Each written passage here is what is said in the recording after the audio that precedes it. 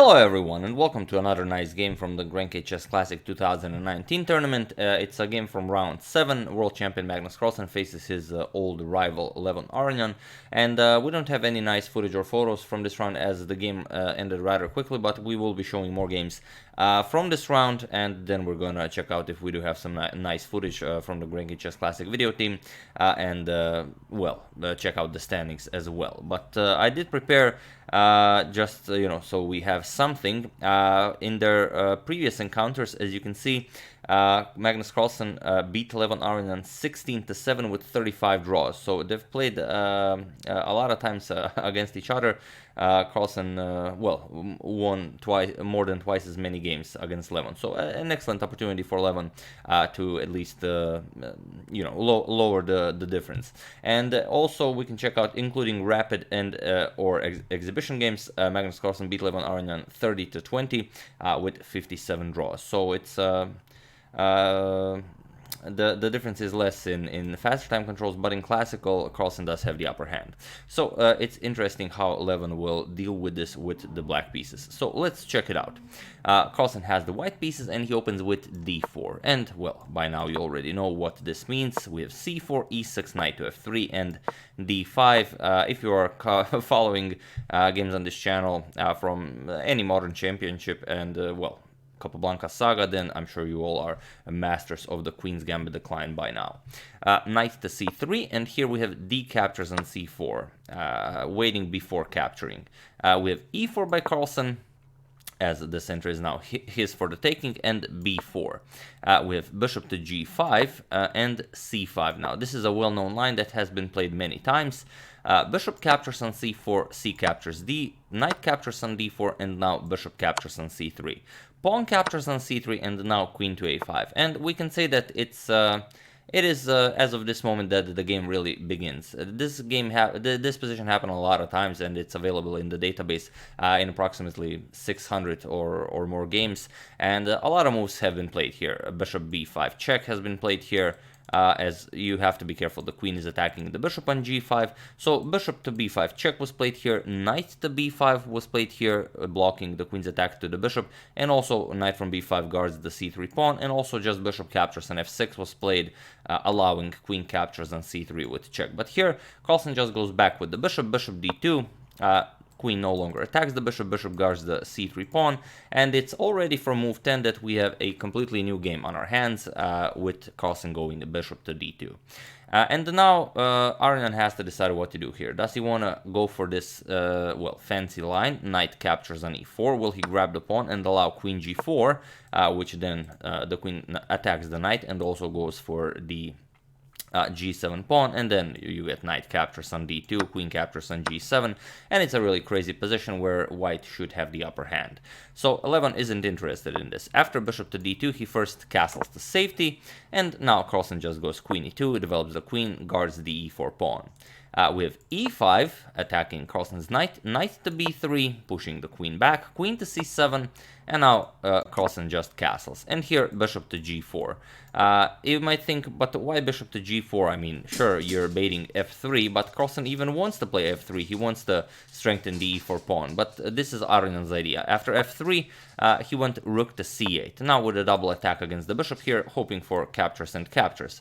Carlsen, of course, isn't interested with bishop to d5, getting the bishop out of the way, and now knight captures on d5. E captures on d5, and now you could go back with bishop to d7, but with the pawn controlling the c6 square, you don't really have a good choice for developing this knight. So here, Aronian goes bishop to h5, and it is a funny square for this bishop. Sure, it pins this pawn, but other than that, not really an impressive piece. And okay, here Carlsen takes this opportunity to further strengthen his position. The d5 pawn is a very nice passed pawn, but you also have to strengthen it. So here c4, a very nice move because the pawn is immune to capture. If queen captures on c4, just rook c1 and white wins the game. Now you either lose the queen or you capture white's queen, and now it's mate in one. Rook captures on c8.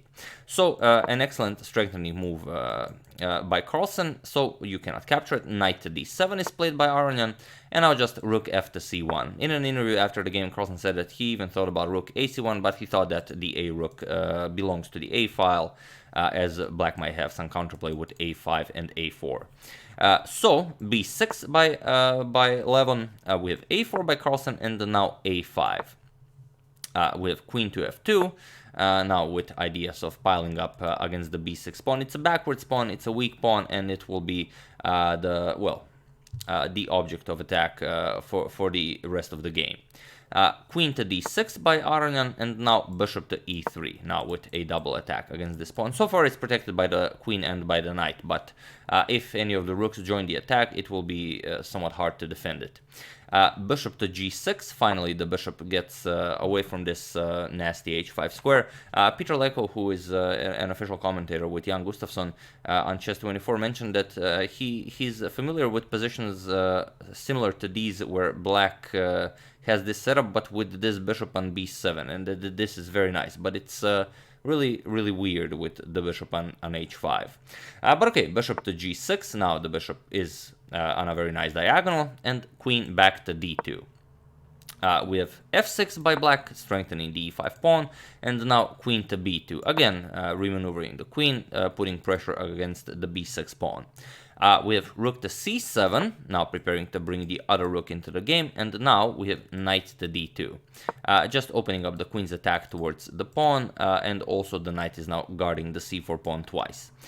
We have knight to c5. After the game, Levon said that he didn't really enjoy this knight to c5 move, but it's, I mean, it's not a bad move, and it's hard to find a better one. So knight to c5, we have queen to a3, taking advantage of the knight's position on c5. The queen on d6 is undefended, so here Levon goes rook to d8. The queen is now defended, and here rook to c3. A very nice rook lift, as it guards the d3 square twice, so no knight to d3 action will be possible. And here black, it's very hard for black to find a move, and even though it's only move 26, Levon is very low on time. For the last 15 moves before time control, Levon was about a minute and a half on the clock, and here it's hard to say what to play. Engine's recommendations go rook to b7 and just playing a passive position, waiting for white to make a move, but Levon, with such little time on the clock, isn't interested in making passive moves. He went for the active idea. He goes f5, he wants to push e4. And okay, we have rook to e1 by Carlsen, preparing for e4, and Levon pushes it nonetheless. We have e4, f captures on e4, f captures on e4, and now Carlsen plays bishop captures on c5. So basically, white is winning a pawn, and black will not have all that much to show for it. Rook captures on c5, and now knight captures on e4, with an attack on the queen. Queen to e5 with a double attack against the knight, and also pressuring the rook here. Just rook c to e3, doubling up on the e file now, and now Levon goes back with rook c to c8, now with greater control of the last rank. And here you could go for something like knight to d2 immediately, which is the plan. You want to take care of the c4 pawn, but then queen to d4 will be somewhat of a nuisance. So here Carlsen just goes h3, gives his king some more breathing space, waits for black to make a move. And here, if you go rook captures now, if you try and grab the pawn, again knight d2 just attacks the pawn and the queen. You will lose material here, and white will have a winning position. So after h3, we have queen to c7, going back with the queen, and now comes knight to d2. So this is basically due to Levon's active plan with f5 e4, he now has to defend this game where he is down a pawn, and Carlsen has a pass to d pawn, and black really does not have all that many active moves. We have rook to e8, and here Carlsen could trade down. It's pretty much a forced line. After captures, captures, captures, captures, now you can take advantage of this a weird position of the bishop here and go for d6. First you attack the queen, and after queen to d7 blocking, now queen to e3. And now the queen cannot capture here, as well. The bishop on e8 would not be defended, so you would go for queen captures on a4, queen captures on b6, and now after queen d1 check, knight to f1 and h6, you would get this position where Carlsen is still up a pawn. He has two connected passed pawns. Well, they're not yet connected, but after c5 they will be. But black also has an outside passed pawn, so it would be a race where white would be better, but Carlsen doesn't like this. But one of the reasons why Carlsen might not have gone for this is because Levon is still 1 minute on the clock. He's playing on increment, and here Carlsen just doesn't want to allow him to have only one move to play, which is a forced line. So he just goes rook to e7. Forces him to take once as the queen is under attack. We have queen captures, rook captures, and now again very little time on the clock. Levon has to decide what to do. Best for black here would be queen to f4, but it's still not giving all that much. Yes, it attacks the knight here on d2, but just queen to c3 defends the knight and also threatens checkmate here. So you have to block checkmate with bishop to f7. And then after queen to e3, defending the knight, offering a queen trade, you'd get captures, captures, and white would again have a, well, have a really superior endgame, if not winning, due to white being up a pawn. Black doesn't really have any good counterplay, and it's just a much better position for white. The b6 pawn is very weak. Most likely white will very quickly win both the pawns on the queen side. So after rook captures on e7, Aronian went for queen to d8, and then now comes queen to e3. Again, pressuring black, saying you don't really want to leave the back rank. I'm going to go something like queen e5, queen captures on g7, and it will be a very difficult position to defend. So rook to c7, Levon wants to trade rooks, but now just rook to e6, as there is a double attack against the b6 pawn, and there's no good way to defend it. Here, rook to c5 was played, blocking the queen's attack towards the b6 pawn, but here Carlsen just played queen to b3, and now there is no more. There are no more ways to defend the b6 pawn. You are already up a pawn. You will win a second one, and it was in this position on move 38 that Levon Aronian resigned the game without even reaching time control on move 40. And he had, I believe, well, he got some time on the increment. He finished the game, I believe, with a minute and a half on the clock, but still in a very difficult position, and he was really suffering for the last 20 moves. Here pretty much anything you do, let's say you go bishop f5, attack the rook, just queen captures here, attacks the queen, attacks the rook, you would have to trade, and after captures, now you're just up 2 pawns, which is a lot, and if you try something, let's say bishop d3 to win the pawn, just d6. The pawn will become a queen. If bishop f5, trying to prevent the pawn from going forward, let's say rook b5, you force a trade here, otherwise you're going to lose the bishop. So after captures, now black has to take care of 2 passed pawns, and well, that's simply not possible. White is completely winning here.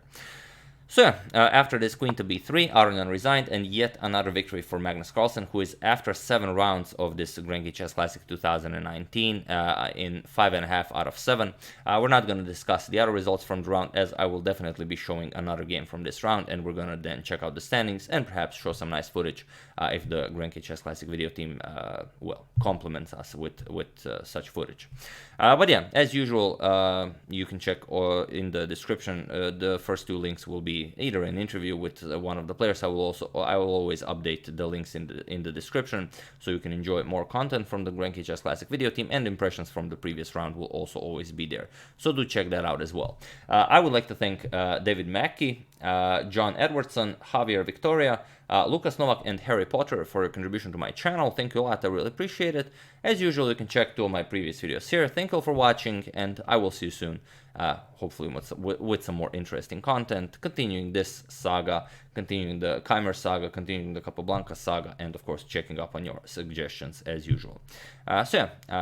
Once again, I do hope you enjoyed it. I will see you soon, and have an excellent rest of your Saturday.